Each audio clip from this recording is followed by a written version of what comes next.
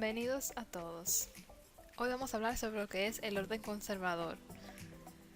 El orden conservador fue el periodo en la historia política de Europa posterior a la derrota de Napoleón en 1815. De 1815 a 1830 se puso en marcha un programa consciente de estadistas conservadores para contener la revolución y las fuerzas revolucionarias mediante la restauración del viejo orden, particularmente las aristocracias que antes gobernaban. La orden conservadora tenía como objetivo principal permanecer en el poder y consideraba que el nacionalismo generalizado era una amenaza para la aristocracia. En marzo de 1814, la coalición militar de las cuatro principales oponentes de Napoleón, Reino Unido, Austria, Prusia y Rusia, acordó permanecer unida no solo para derrotar a Francia, sino también para asegurar la paz después de la guerra. Después de la derrota de Napoleón, la alianza restauró la monarquía borbónica en Francia y acordó reunirse en Viena, Austria, en septiembre de 1814 para concertar un acuerdo, una reunión que se conocería como Congreso de Viena. Entre las causas que dieron origen al orden conservador está la derrota de Napoleón. Después de su derrota, se incrementó el deseo por contener las fuerzas revolucionarias. El acuerdo de paz. Luego de la derrota de Napoleón se formó una alianza para derrotar a Francia y mantener la paz después de la guerra. El Congreso de Viena, como castigo a los franceses por permitir que Napoleón volviera al poder, luego de haber escapado de Elba, se vieron obligados a pagar una indemnización, aceptar un ejército de ocupación durante 5 años y hacer que las fronteras de Francia regresaran a las de 1790. Y la Santa Alianza, un pacto firmado por los monarcas de Austria, Prusia y Rusia, orientado a frenar la revolución y sostener el absolutismo de derecho divino frente a los liberales. Francia se sumó en 1818. La Santa Alianza intervino en 1822 en Nápoles y el año siguiente en España para echar abajo el régimen liberal.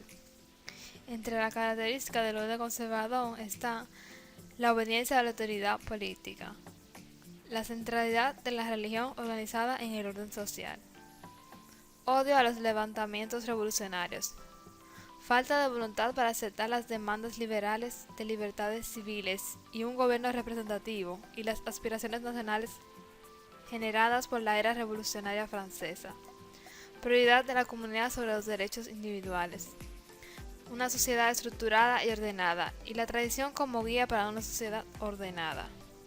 Entre las consecuencias del orden conservador, podemos citar: las potencias absolutistas de la Santa Alianza consiguieron reconducir el proceso revolucionario.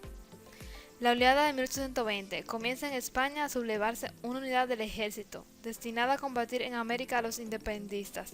Inicia un régimen constitucional, salvo en Iberoamérica y Grecia. Esta oleada fue sofocada por la Santa Alianza con intervención militar en Nápoles y España. Las consecuencias en Europa fue una fuerte represión sobre los liberales y acentuación del absolutismo, pero también los liberales buscaron un entendimiento, el liberalismo doctrinario, y las consecuencias en Iberoamérica fue la independencia de todo el continente en 1825 y las rivalidades entre ciudades y líderes independentistas que impidió una unidad política. La oleada de 1830 o revolución se inició en París en julio y lleva al trono a un monarca que aceptó la constitución en la línea del liberalismo doctrinario.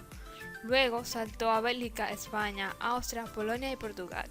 Entre las consecuencias se citaron: el sistema de la Santa Alianza se fue derrumbado, el liberalismo bajo la forma del doctrinarismo se impone en Europa Occidental, en Reino Unido avanza el liberalismo progresista y la pequeña burguesía consigue hacerse un hueco en la política. El centro y este de Europa, por el contrario, no consiguieron sus aspiraciones y continuaron en el absolutismo. Entre los personajes destacados están Luis XVIII, fue rey de Francia y de Navarra entre 1814 y 1824, siendo el primer monarca de la restauración borbónica en Francia.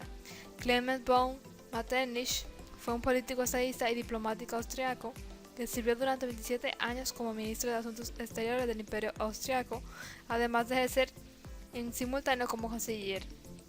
Se mostró como un firme conservador opuesto a los movimientos liberales y pro-revolucionarios, dedicándose a la defensa de las monarquías europeas, siendo a través del Congreso de Viena el arquitecto de la Europa de hierro.